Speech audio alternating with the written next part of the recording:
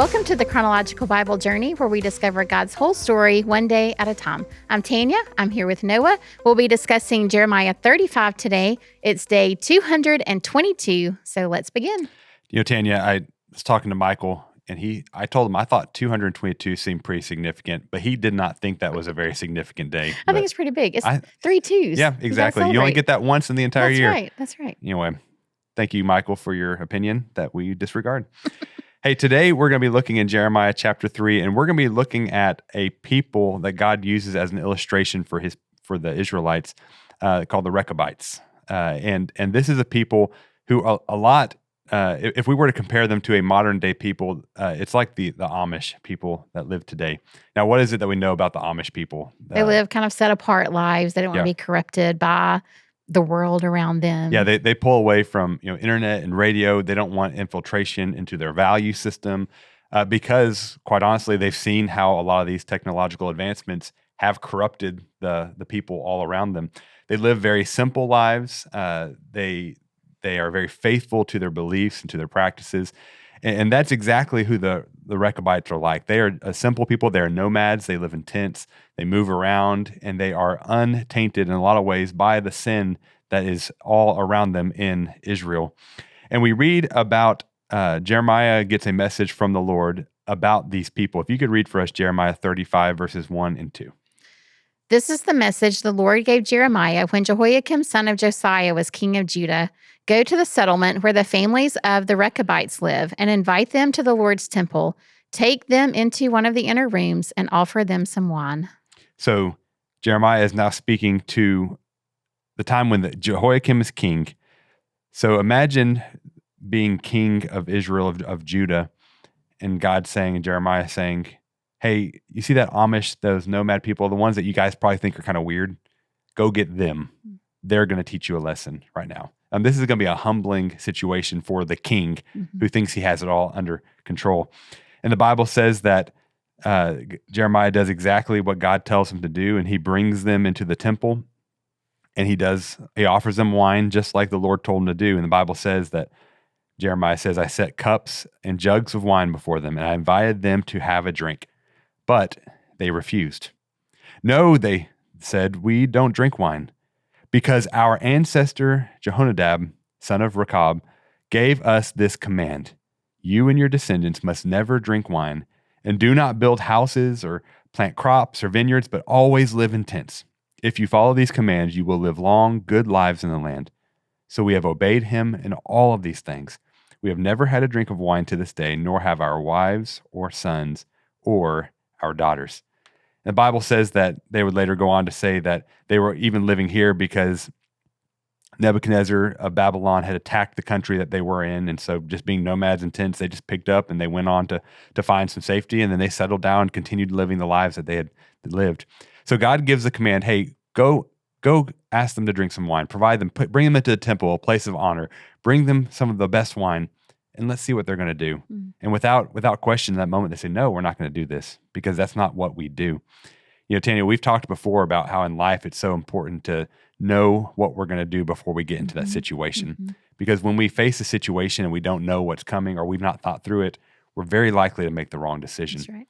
But when we make a decision ahead of time, we're able to stick to our conviction and to what the Lord has for us to do.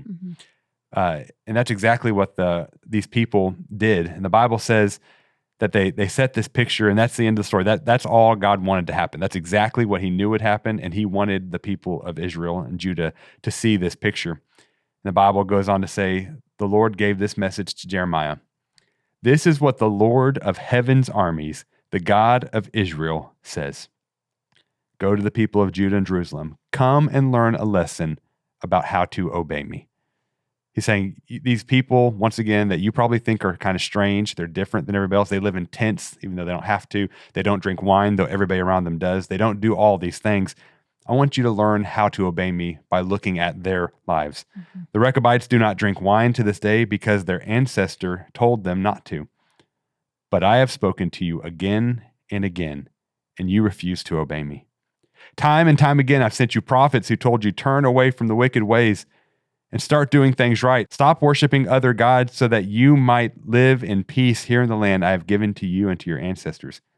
But you would not listen to me or obey me.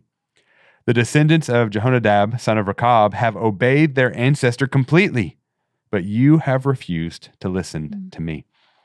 God's saying, hey, this people, just because their ancestor told them not to do this, to this day, they are faithful and they are still living in that way. God, he introduces himself, the Lord of heaven's armies, has told you to turn away from worshiping other gods, but you don't even care. It's such a stark picture of the difference between obedience and disobedience, faithfulness to God and being unfaithful to the Lord. And it's an interesting picture for us to look at, but when we look at that example in our own lives, how often do we disregard what the Lord has told us to do? And Tanya, how often do we talk to people and you and I ourselves start seeking the Lord, saying, Lord, I wish I knew what to do here. I need to know. You start searching.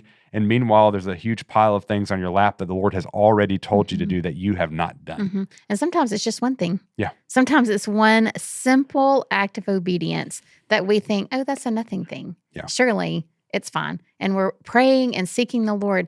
Lord, show me. Yeah. And that one little thing we refuse to obey. Yeah. And not out of even just hard-headedness, but out of, well, it's not that bad. Yeah. We just brush it off. Yeah. And it's in those moments that the Lord would look at us and say, hey, I want you to look at the simple people who are just listening to their ancestors. Look at the Amish people. And I want you to learn a lesson from them. Look how faithful that they are to do what their ancestors have told them to do. Why don't you listen to me? Yeah. There's a new believer in our young adults ministry. And every week he comes in, he's going through new believer discipleship with Josh Coley. And every week he comes in and he talks to us both and he will say, this is what the Lord told me this week.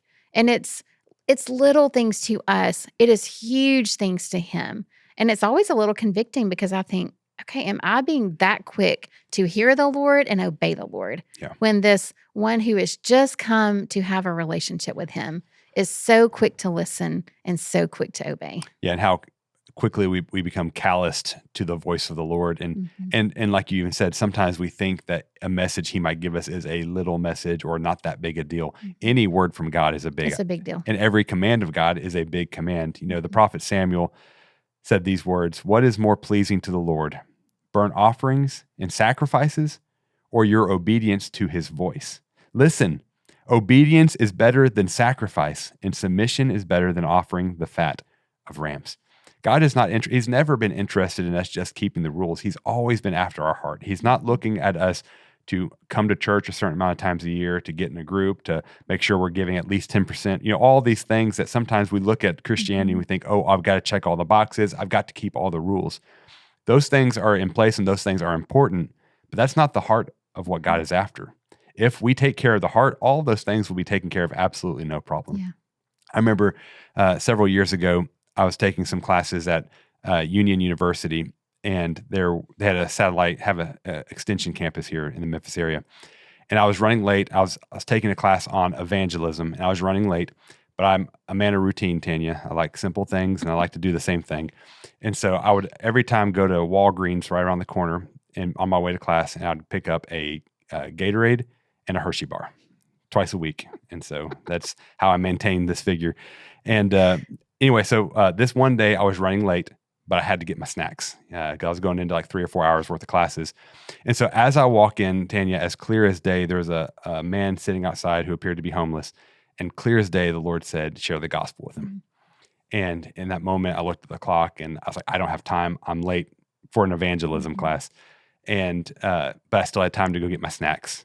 And so anyway, I went in and on my way out, I said, Lord, I come here twice a week. You know that. I'll make sure I'm here early next week. And if he's here, I'll share the gospel with him.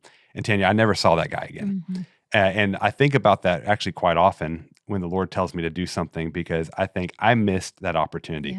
Yeah. And I pray that somebody else was faithful where I wasn't, and they shared the gospel with him. And sometimes I even wonder, was this an angel unaware and God was testing me? I don't know what it was, but either way, I failed to test that day, and I did not do what God told me to do. And God is interested in our hearts. He wants us to just simply obey him. And when we do, he takes care of everything else. Yeah. And how often we complicate things and we think, I need to do this and this. And God's just like, no, just listen to my voice and just do what I told you to do. Yeah. And if we do that, we'll have absolutely no problem walking with the Lord. What a good reminder today. This has been a challenging and convicting message for me today, Noah. Thank you for that. But we do appreciate you joining with us today. If the Lord has spoken to you today, I just encourage you, get your journal out, make some notes about what the Lord is saying to you so that you can obey the Lord. Obedience is better than sacrifice. Thanks for joining us today. We'll see you tomorrow.